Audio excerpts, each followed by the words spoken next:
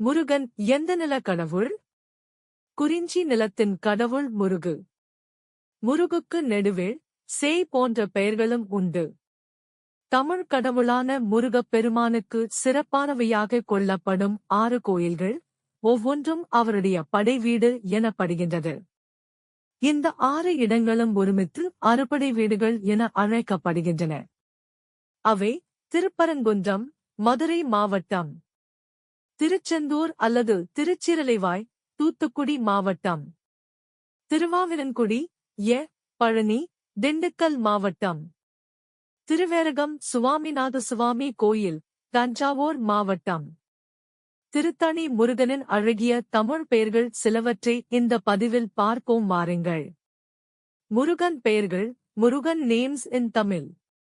1 Sakthi Balan, 2 Saravanan, 3 Subramanian,